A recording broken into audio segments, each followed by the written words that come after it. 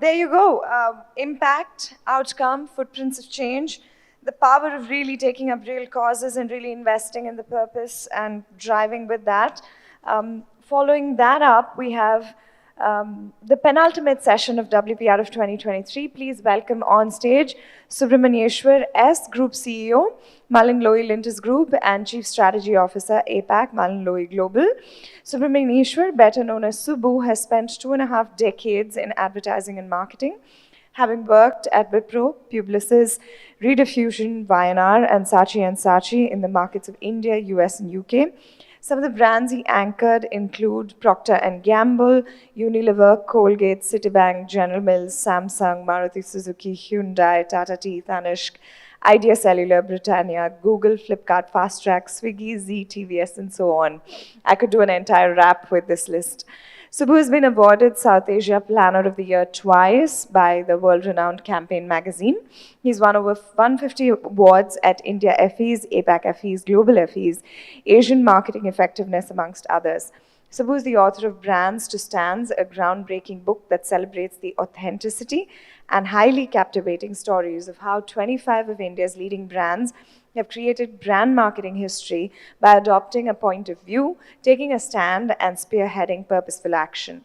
So without further ado, let's put our hands together and welcome Subbu on stage. Subbu, the stage is all yours.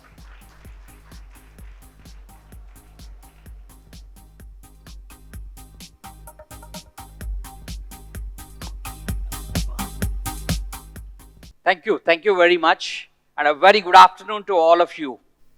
So my subject of conversation today is brands to stands. Now, ever since the advent of this idea called brand that has come into the universe, there have been several definitions written, several theories have been written, several evolutions have been written. I'm going to share a perspective of mine, an argument on how I see brands today, what brands need to be today, and going forward, how they should be evolving. So I call them brands to stands. When I started putting together this argument, I started by asking a question to myself, a simple question of what is a brand for. I'm not asking you this, you're all experts. It's a question to myself. Then when I looked at it, sometimes it's good to go back to the fundamentals, to a basic level, and understand what is the genesis of this, what do we mean by this? The answer for me was, the commercial answer to this question is both simple and well rehearsed, is to achieve the potential for higher value in the minds of consumers than the generic unbranded product or service. That's what it is essentially. So probably that's the reason why we pay so much more when it is a branded product like an Evian or a Surf Excel or whatever it is kind of. That's what happens. But this gets us only so far today. It's that game is over. It gets us only so far. So then the question that came to me is, okay, fine, this has been happening, but you still have to create a brand. You still have to create the great differentiation. You still have to command a premium. You still have to deliver greater value. So the question is, how can then any given brand earn advantage over other brands if that era has ended and if that's not going to work anymore? Once again, the answers are well rehearsed, but at least not so simple, at least for argument's sake. Now, advantage may be pursued by means of a whole range of disciplines and activities. And this is what brands used to talk about, companies still talk about. Oh, I bring in greater consumer understanding, better at innovation, better at segmentation, new distribution channel, bundling, packaging, design. A whole host of things can be talked about. Anything, everybody used to say this, we bring this better than somebody else. But we know that in a world led by technology where everybody can raise resources, everybody can access the best of the technology, even this is completely bereft.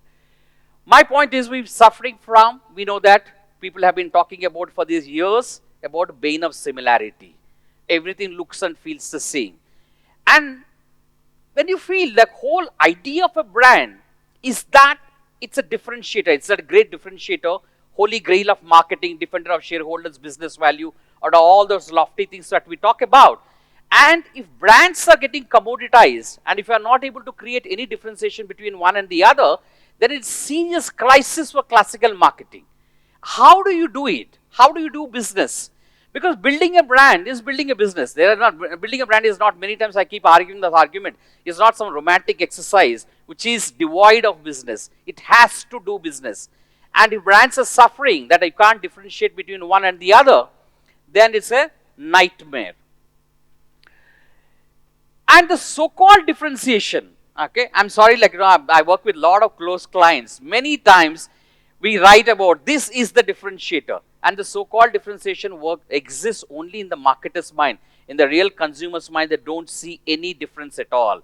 Because there is a client of mine, okay, I'm not going to name, and when you write a differentiator, you write a line by starting only this brand. Just because I write only, okay, I'm not going to have any differentiation. It's the same thing, like, if I may exaggerate, whatever I do, because you cannot fight on degrees of comparison anymore. The shelf life of that is so small. Because, see, once upon a time, there was a great, you are number one here, number 2 is here, number 3 is here, number 4 is here. Today, number 10 can come and knock off number 1 in no time. It could happen in less than 24 hours. Or somebody can do a +1 or a +2 on you. Yet, there is one element, I believe, within your brand's DNA. It comes from deep inside. It's not something that is borrowed from outside. So all the players are saying this, and what do I say better than them? This is not that game. It comes from inside that can promote divergence from other brands, not convergence. What we are seeing in marketing is massive convergence, whereas there is no differentiation between one and the other. This can promote divergence. One facet that's hard to copy because often as not, it does not present the competition an easy to spot advantage. It's something, we have all grown up on Michael Porter's competitive advantage. Today I believe there's nothing like a competitive advantage. The so-called competitive advantage, the shelf life of that is less than 24 hours. Instead, what we need to look for is a distinct advantage. What is distinct to me, uniquely mine, only it's like my soul. Everything of mine can be copied, but you don't copy your soul. So to me, what is this elusive, mercurial, and apparently sacrificial quality? You got to give up something to make this happen, because you can't stand for nothing and fall for everything. Like, it doesn't happen that way. And to me, that is the belief. It's the belief. It's the belief. What do I believe as a brand? The belief of the brand. It's like many, as I said, like, it is just as human beings. Like, I can argue with somebody for anything. Oh, I agree with you, I disagree with you, and all this. But once it is my belief, my foundational belief, it's me, it's mine. Every action of mine is determined by what I believe in. And this is the same thing, a logic I feel about the brand. When a brand is based on a belief, it's that brand's belief. And the magic lies, the trick lies in, how do I make my belief, what I believe as a brand, the belief of the audience too? That's when you have great connections happening. And that belief, we also call it, you can also call it a point of view, brand having a point of view, and some people call it brand having a purpose, a higher order purpose, or you can call it a stand, brand taking a fundamental stand and sticking your neck out and standing for something. It's arguable, you can agree with it, disagree with, but I have a point of view. It's the reason for existence of the brand in the first place. If I had to look at that, it's a definitive declaration of what a brand believes in and why it behaves as it does. It's a definitive declaration. You got to stick your neck out. There's no midway. There's nothing like here and there. You can agree with it, disagree. Doesn't matter, but I have declared myself. And it's the idealism that moved somebody in the perhaps murky past to take a stance on that. Now, I'll go back and draw some connections and look at this. This is something that we had experienced in this country, like some of our previous generations have gone through this. This man didn't have anything at his disposal. He didn't even have internet. Yet he had galvanized a whole nation and made everybody sit up and believe that India should be independent. It was his belief of Swaraj which made him get up and rally everybody around that cause. That's what he was led by, a purpose at that point of time. Or look at this, it was a belief of putting a man on the moon and bringing him back safely before the end of that decade. And they have done it wonderfully. Unfortunately, he died before that happened, when that happened. But it was that belief. Rationally, you cannot explain this. You can't put anything. Of course, I can build all the scientific arguments and progress and all those kinds of things, but it started with a belief. Or, like it was a belief in freedom of mobility. That's what Henry Ford believed in. And created an entire fabulous industry. And started with a belief. That's the belief of the brand. Now, if I go back and ask the same question to myself or to any of you, what is the brand for? Now I'll come back with an entirely different answer. The answer here will be, my argument is, it is for changing the world. If you are creating a brand and if it is intended for this purpose of changing the world. How do I change the world? Don't look at it like, how do I? It could be a small change in your own world or in your own community or in your own vicinity. It could be that. It's about how do I bring about the change. It's for improving a lot of human existence. How do I make the lives of people better than what it was yesterday before I came into reckoning here? Or it's for making a small difference based on big convictions. The difference is when you create something, you don't know whether it's a big difference or a small difference or anything like that. It's a difference. It's a small difference, but it's based on massive convictions, something that I strongly believe in. This is what it is. And look at this. Go back and then see. We talk about the idea of capitalism. We always talk about capitalism all about making money at the cost of somebody else. My argument is capitalism began with giving. Go back and say, when I look at William Lever, the company we had taken birth from as a company, as Lintas, William Lever, when it started, Lifebuoy was the first brand. It was started to save the lives of people. That was the foundational purpose of Lifebuoy. After 150 years, it continues to do the same thing. Or in our own country, like Jamshedji Tata. Tata was created to serve the community. It was created to serve the community, not about making money. Of course, as a byproduct, you end up making money and all those things, that's different. But your foundational belief, that's why I believe in capital. It may have taken morphed into different kinds of meanings and all these things. But that's how it began. Or like when I look at John Cadbury, Milton Hershey almost went bankrupt, but refused to buy milk from anybody other than farmers. And that was the reason it was started. He said, I'm ready to die and give up everything, but I'm not going to sacrifice my belief.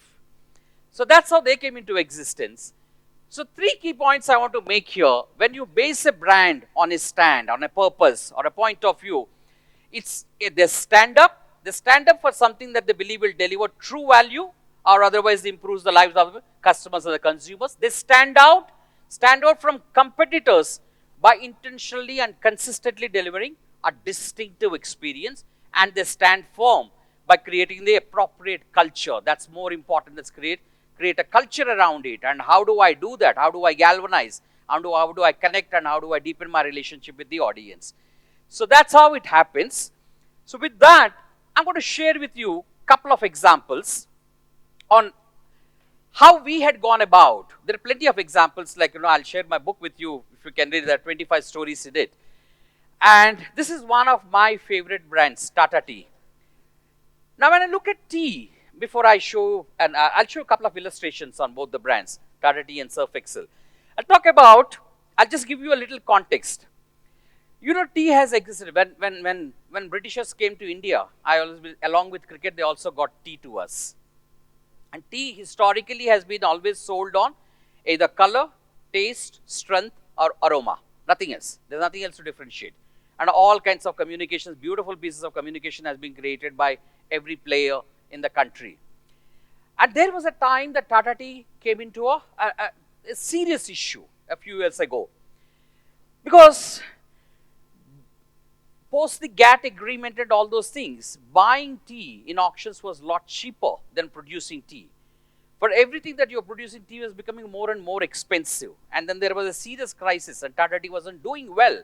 And there was this question, should we exist in this business or exit out of this business? And the other problem that was happening was, the younger people were moving away from the category of tea.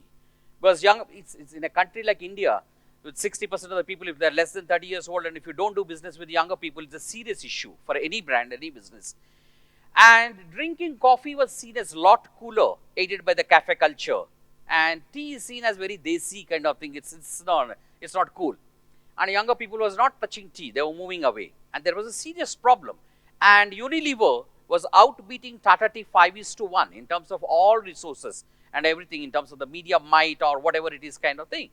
And there was a serious crisis. And how do we do this? And Tata Tea also, when you look at in the country, it had got several regional brands by different kinds of names. They all come from Tata Tea, but they're all spread across, splintered.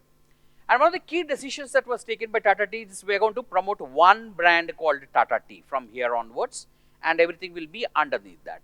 But we want to do business with the younger people. How do we do this whole thing? So that's one of the key things when we look at one important point. For me, I always looked at brands as, to me, brands, I refuse to believe brands are part of marketing. Marketing is a subject that got invented 80, 90 years ago or 100 years ago. Brands have existed in this universe much before, for thousands of years. Brands are part of culture. Just as we are products of culture, brands are part of culture. When you start looking at brands as part of culture, you can appropriate the societal and cultural innovations in the cause of brands, therefore in the cause of business. When we look at tea in our culture, it's actually chai. Okay, it's actually tea. The imagery associated with tea in the Western world is a relaxant. It's tea bags, it's relaxant. That the image is always lounge chairs, tea gardens, and all those kinds of things where people sit around. When it comes to us, it's chai. And how do you, in what context do you speak chai? And people look at it. If you want to do something, chalo chai pi ka kaam karte. Or like you want to get that instant energy, rush of energy, and you get charged and all. So for us, and then look at the way we make chai. Because we don't make chai, we don't make tea. Now I always believe we cook chai. हम क्या करते हैं उसमें अदरक डालते, दूध डालते, चीनी डालते, and then we boil it to 100 degrees centigrade. After that, it's not relaxation, it's stimulation. That happens. That's the fundamental shift we said. It's not a relaxant, it's a stimulant. And what we did was, and that was also the rise of the social media and everything that is happening in this country. The younger people were getting up and then speaking about issues. This should not happen, that should not happen, this is right, that's wrong. And of course, you can argue whether it's armchair activism or whatever it is, but they're standing up for causes. So what we did was, we fused these two things. Chai is a stimulant. It just gives you that lift. It wakes you up. So, and then the younger people are wanting to stand up for causes, stand up for issues. And then we said, Har subah utho mat jago re. Don't just wake up, but awaken. Okay, when you have a tea, it should awaken you to the ills of the world. And that's when we took up different kinds of issues, whether it's the election issue, corruption issue, various kinds of things. And we did a series of communications. And today Tata Tea is perhaps the largest selling tea brand in the country, and brilliantly outbeating everybody. I'll show you one or two illustrations and we'll get into that. If you can play film, please, the next slide. Oh, sorry. Yeah. Very cool show. क्या है madam? Paper spray. कोई तुम्हारे साथ funny behave करे ना? Straight in the eyes. We all need one nowadays, huh? तुम्हें भी अपनी सेफ्टी के लिए कुछ करना चाहिए. हम काला टीका लगाते हैं. काला टीका? Like वो Purinaza types. Education problem, guys. छोड़ो ना. एक्चुअली मैडम, एजुकेटेड लोगों को भी लगाना चाहिए काला टीका. Oh really? Excuse me.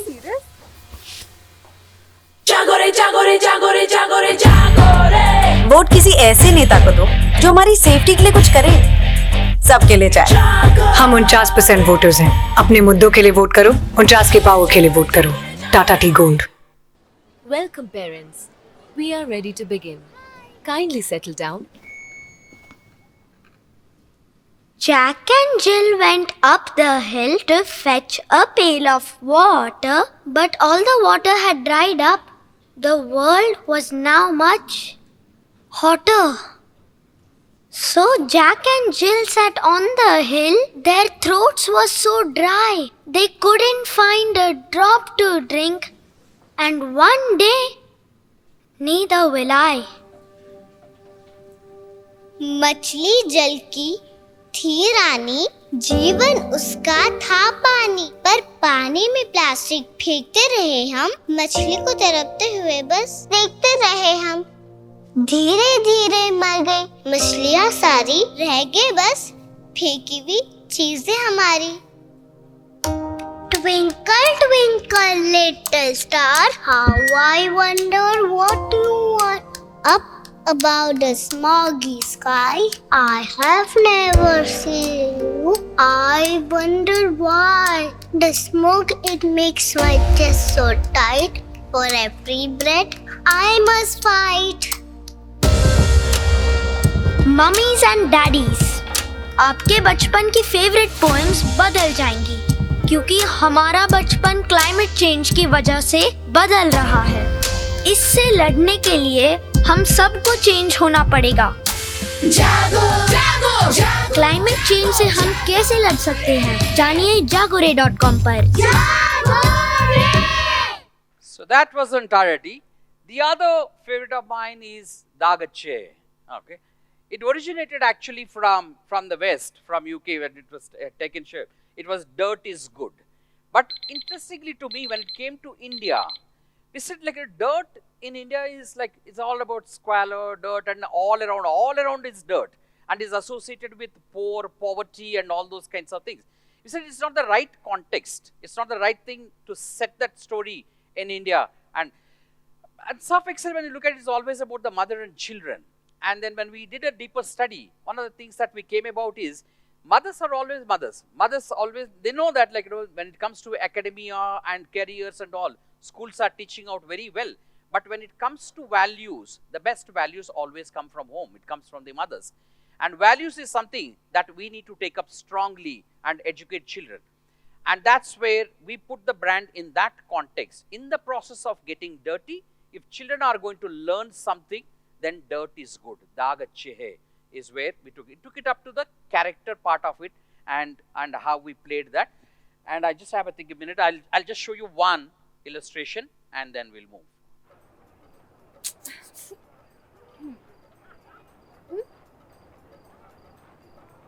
Come on.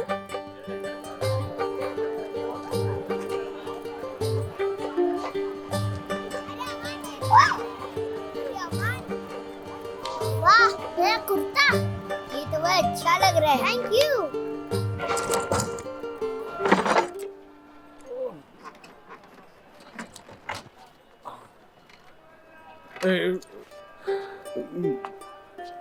गरम समोसे, जलेबी गरम।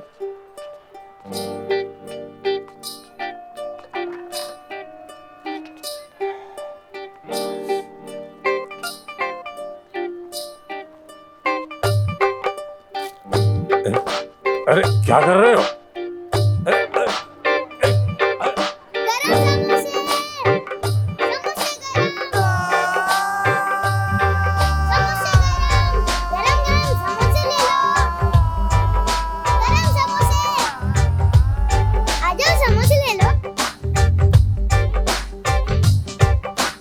आज मेरी पेशानी पे किस्मत ने चूमा है। आज मेरी पेशानी पे किस्मत ने चूमा है। माँ है मुक़द्दस में रोशन जहाँ है। माँ है मुक़द्दस में रोशन जहाँ है। जलेबी नहीं है? है ना? फरिश्तों ने आकर किया समा खुशनुमा है। हमारे लिए बाकी ये सब इन प्यारे बच्चों के लिए है। चूमा है। आज मेरी पेशानी पे किस्मत ने चूमा है।